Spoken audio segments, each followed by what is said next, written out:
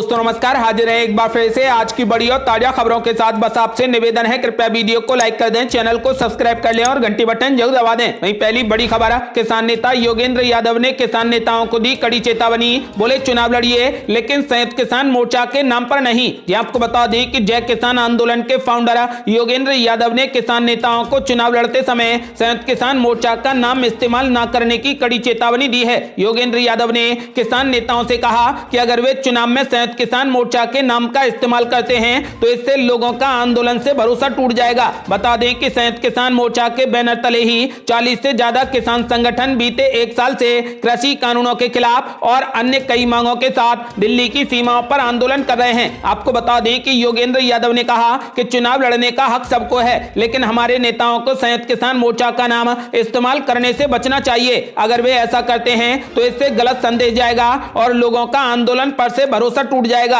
आंदोलन से हासिल हुई उपलब्धियों को लेकर किए गए सवाल पर योगेंद्र यादव ने कहा कि किसानों की सभी मांगें स्वीकार कर ली गई हैं, इसमें कोई भी शक नहीं है, लेकिन इस दौरान 700 से ज्यादा किसानों की जान भी गई है, जो बहुत बड़ा नुकसान है। उन्होंने कहा कि हमने एकता और आत्मसम्मान पाया है और राजनीतिक पार्टियों को हमारी ताकत का एहसास हो गया है। योगेंद्र यादव ने यह भी कहा कि किसान नेता 15 जनवरी को दिल्ली में बड़ी बैठक करेंगे। इस बैठक में किसानों की लंबित मांगों पर केंद्र द्वारा उठाए गए कदमों पर चर्चा होगी। आपको बता दें कि पंजाब में कुछ संगठन विधानसभा का चुनाव लड़ना चाहते हैं। वो अपनी नई पार्टी बनाकर विधानसभा चुनाव लड़ेंगे, जिसको लेकर योगेंद्र यादव ने ऐलान कर दिया है और उन्हें कड़ी चेतावनी दी है कि आप चुनाव लड़िए, हमें कोई दिक्कत नहीं है, लेकिन आप चुनाव में संयुक्त किसान मोर्चा का नाम नहीं लेंगे।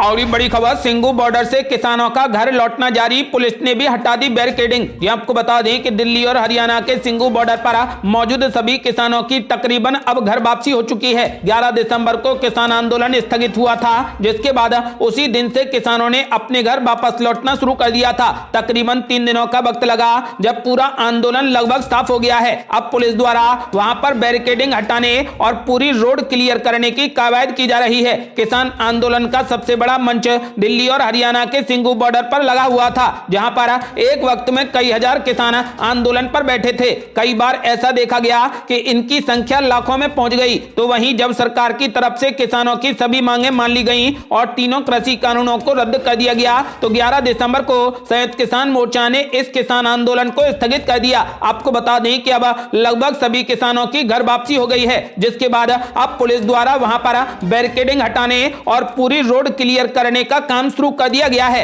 और ये बड़ी खबर, किसानों की आय दोगुनी करने का किया वादा, ओम प्रकाश राजभर का बड़ा ऐलान। बोले गठबंधन की सरकार बनी तो 5 साल तक बिल्कुल फ्री में देंगे बिजली। ये आपको बता दें कि सुहेलदेव भारतीय समाज पार्टी के अध्यक्ष ओम प्रकाश राजभर ने वादा किया है कि उनके गठबंधन की सरकार आने पर उत्तर प्रदेश की जनता को 5 साल तक बिल्कुल फ्री में बिजली दी जाएगी। कस्बा थाना भवन में मेला ग्राउंड पर सुभाषपा द्वारा आयोजित भागीदारी संकल्प मोर्चा के कार्यक्रम में राजभर ने भाजपा सरकार पर कड़ा प्रहार करते हुए प्रधानमंत्री नरेंद्र मोदी और मुख्यमंत्री योगी आदित्यनाथ को झूठे वादे करने वाला बताते हुए कहा कि प्रधानमंत्री ने पश्चिमी उत्तर प्रदेश में हाई कोर्ट की स्थापना करने, 14 दिनों में गन्ना भुगतान करने, हर वर्ष 2 करोड़ सरकारी नौकरी देने और किसानों की आय दोगुनी करने का वादा किया था। प्रधानमंत्री अपने वादे तो पूरे नहीं कर पाए, उल्टे 60 पैसे यूनिट बिजली खरीद कर 7 रुपए और 8 रुपए में बेच रहे हैं। उन्होंने कहा कि 50 किलो की डाई का कट्टा पहले 900 रुपए का था, जो कि बीजेपी सरकार ने 45 किलो का करके अब 1200 रुपए का कर दिया। मोदी के अच्छे दिनों में गैस का सिलेंडर 1000 रुपए में मिल रहा है और लोगों के बुरे दिनों में 400 रुपए का मिल रहा था। महंगी बिजली, महंगा तेल, डीजल, पेट्रोल, गैस आदि से लोग काफी त्रस्त हैं। उन्होंने दावा किया है कि गठबंधन की सरकार बनने पर 5 साल तक बिल्कुल फ्री में बिजली दी जाएगी, पानी दिया जाएगा, शिक्षा चिकित्सा का भी प्रबंध किया जाएगा। उन्होंने कहा कि भाजपा देश की जनता को हिंदू और मुस्लिम में बांट रही है। आपको बता दें कि ओम प्रकाश राजभर ने ऐलान कर दिया है कि यदि समाजवादी पार्टी के साथ गठबंधन वाली सरकार बनती है तो किसानों को पूरे 5 साल तक बिल्कुल फ्री में बिजली दी जाएगी। और ये बड़ी खबर, लखीमपुर केस में एसआईटी की रिपोर्ट पर प्रियंका गांधी ने पीएम मोदी पर बोला जोरदार हमला। बोली पीएम मोदी की है किसान विरोधी मानसिकता। ये आपको बता दें कि उत्तर प्रदेश के लखीमपुर खीरी में किसानों को कुचलने की घटना को एसआईटी ने सोची समझी साजिश माना है। अब एसआईटी की इस रिपोर्ट का कांग्रेस महासचिव प्रियंका गांधी ने प्रधानमंत्री प्रधानमंत्री नरेंद्र मोदी पर निशाना साधा है। आपको बता दें कि प्रियंका गांधी ने कहा कि गृह राज्य मंत्री अजय मिश्रा को पद से बर्खास्त न करना पीएम मोदी की किसान विरोधी मानसिकता को दर्शाता है। आपको बता दें कि एसआईटी ने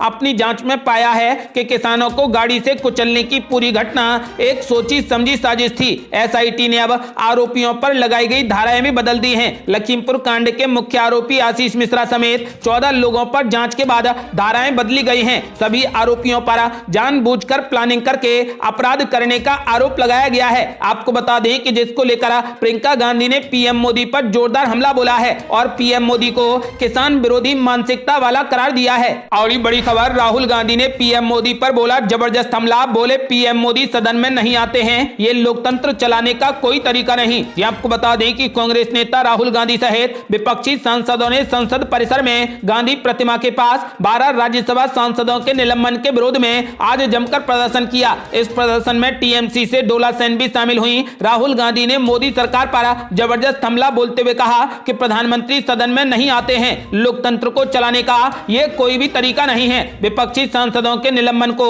14 दिन हो गए हैं। जिन मुद्दों पर सदन में विपक्ष बहस करना चाहता है उन पर हमें बहस नहीं करने दी जाती। जो विपक्षी सदस्य आवाज उठाने की कोशिश करता है उन्हें निलंबित कर दिया जाता है। ये लोकतंत्र की हत्या है और ये लोकतंत्र चलाने का कोई तरीका नहीं है। और बड़ी खबर, यूपी में बड़ी जीत की तैयारी पूरे तरीके से चुनावी मूड में। अखिलेश यादव 2 दिनों में करेंगे 7 जनसभाएं। ये आपको बता दें कि समाजवादी पार्टी के राष्ट्रीय अध्यक्ष और पूर्व मुख्यमंत्री अखिलेश यादव पूरे तरीके से चुनावी मूड में आ गए हैं। अखिलेश यादव अगले 2 दिनों में 7 जनसभाएं करेंगे। 2 दिवसीय दौरे पर जौनपुर पहुंचे अखिलेश यादव विजय यात्रा के दौरान लगभग 8 विधानसभा क्षेत्रों में जाएंगे। पार्टी स्तर पर तैयारियों को अंतिम रूप भी दिया गया। शहर समेत कई विधानसभा क्षेत्रों में सपा के दावेदारों के बैनर व होर्डिंग से पूरा इलाका पट गया है। आपको बता दें कि इस बार समाजवादी पार्टी और बीजेपी की कड़ी टक्कर है। उत्तर प्रदेश में समाजवादी पार्टी का सीधा मुकाबला बीजेपी से होगा। अब देखना यह होगा कि समाजवादी पार्टी अब की बार सरकार बना पाती है या नहीं। वैसे अखिलेश यादव अब पूरे तरीके से चुनावी मूड में आ गए हैं। आपका क्या मानना है?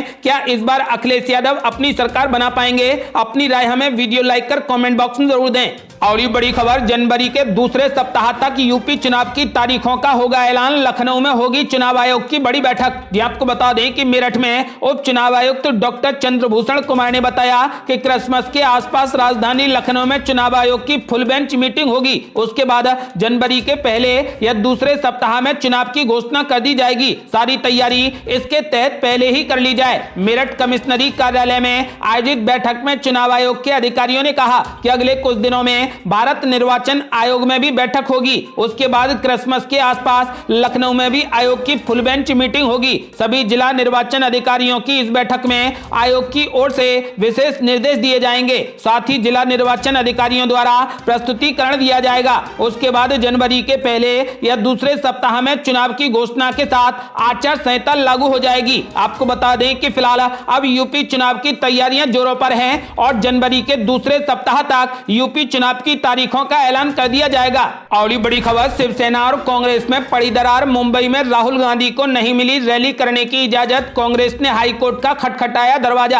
आपको बता दें कि कांग्रेस ने मुंबई में राहुल गांधी की रैली को इजाजत नहीं मिलने पर बॉम्बे हाईकोर्ट का दरवाजा खटखटाया है। कांग्रेस की याचिका पर सुनवाई हो सकती है। राहुल गांधी की प्रस्तावित रैली 28 दिसंबर को मुंबई में है। कांग्रेस ऐतिहासिक शिवाजी पार्क मैदान में रैली करना चाहती है। प्रशासन ने इसकी इजाजत नहीं दी है। इस पर मुंबई कांग्रेस के अध्यक्ष भाई जगत प्रताप ने नाराजगी जताई है। उन्होंने कहा कि हमें समझ नहीं आ रहा कि रैली की इजाजत क्यों नहीं मिल रही। यदि वे कोविड को लेकर चिंतित हैं तो हमने उन्हें अपने पत्र में पहले ही बता दिया है कि हम कोविड के दिशा निर्देशों का पालन करेंगे। चूंकि अब ज्यादा समय नहीं बचा है, हमें अनुमति के लिए अदालत का दरवाजा खटखटाना पड़ा है। और ये बड़ी खबर, अखिलेश यादव ने भाजपा पर बोला जोरदार हमला। बोले सच बोलने वालों को झूठे मुकदमों में फंसा रही भाजपा सरकार। आपको बता दें कि समाजवादी पार्टी के राष्ट्रीय अध्यक्ष अखिलेश यादव ने कहा कि भाजपा सरकार में अन्याय और अत्याचार चरम पर है। आज हर वर्ग परेशान है, कानून व्यवस्था ध्वस्त है। भाजपा सरकार पुलिस के जरिए लोगों पर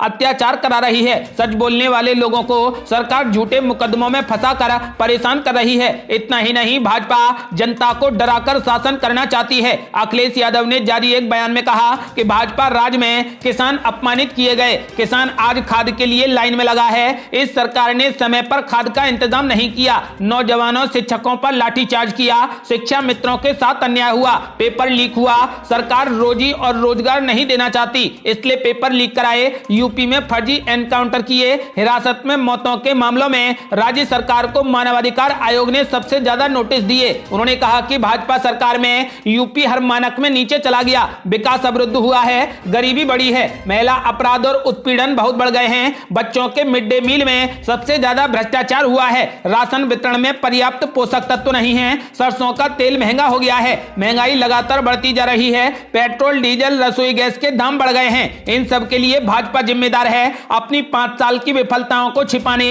और लोगों का ध्यान भटकाने के लिए भाजपा सरकार नए नए तिकड़म और षड्यंत्र रचती रहती है। आपको बता दें कि उन्होंने कहा कि भाजपा सरकार झूठ बोलकर झूठे विज्ञापनों के द्वारा ईमानदारी का ढोल पीट रही है। भाजपा सरकार को अब अपने झूठे कीर्तिमानों के होर्डिंग उतरवा लेने चाहिए। जनता चुनाव का इंतजार कर रही है, वो इस बार भाजपा का सफाया कर देगी। लोगों की उम्मीद समाजवादी पार्टी पर टिकी है। सबको विश्वास है कि समाजवादी सरकार बनने पर किसानों को उनकी फसलों का सही दाम मिलेगा, किसानों का सम्मान होगा, जनता को न्याय मिलेगा और नौजवानों के लिए सरकारी नौकरी और रोजगार का इंतजाम किया जाएगा। और ये बड़ी खबर, ममता बनर्जी का बड़ा ऐलान, बोली जो बीजेपी को हराना चाहते हैं वो करें हमारा समर्थन। ये आपको बता दें कि पश्चिम बंगाल के मुख्यमंत्री ममता बनर्जी गोवा विधानसभा चुनाव में तृणमूल की जीत को लेकर आश्वस्त हैं। उन्होंने कहा कि ये विपक्षी पार्टियों पर निर्भर करता है कि वो बीजेपी को हराने में हमारा समर्थन करें। ममता बनर्जी ने कहा कि हम आगामी विधानसभा चुनाव जीतेंगे। अगर कोई बीजेपी को हराना चाहता है तो ये उस पर है कि वो हमारा समर्थन करे। मेरे पास गोवा के लिए एक प्लान है, ठीक उसी तरीके से जैसे मेरे पास पश्चिम बंगाल के लिए एक प्लान था। मैं सभी धर्मों और सभी जातियों के विकास के लिए काम करती हूं। बता दें कि ममता बनर्जी पश्चिम बंगाल से बाहर अपनी पार्टी की स्थिति मजबूत करने के लगातार प्रयास कर रही हैं। इसी क्रम में हाल ही में उन्होंने एनसीपी सुप्रीमो शरद पवार से भी मुलाकात की थी। इस मुलाकात के दौरान ममता बनर्जी ने कांग्रेस पर भी निशाना साधा था। उन्होंने इशारे में राहुल गांधी पर भी निशाना साधा था। आपको बता दें कि अब गोवा चुनाव को लेकर ममता बनर्जी ने ऐलान किया है कि जो भी बीजेपी को हराना चाहता है वो हमारा समर्थन करे। ये थी अब तक की बेहद बड़ी खबरें। यदि आप भी चाहते हैं कि भारत जल्द से जल्द कोविड मुक्त हो जाए और किसानों को एमएसपी पर जल्द गारंटी मिले तो इस वीडियो को लाइक कर अपनी राय हमें कमेंट बॉक्स में जरूर दें। यदि आपने अभी तक हमारे चैनल को सब्सक्राइब नहीं किया है तो कृपया चैनल को सब्सक्राइब कर घंटी बटन जरूर दबा दें। जल्दी मिलते हैं बड़ी अपडेट के साथ, तब तक के लिए जय हिंद, जय भारत।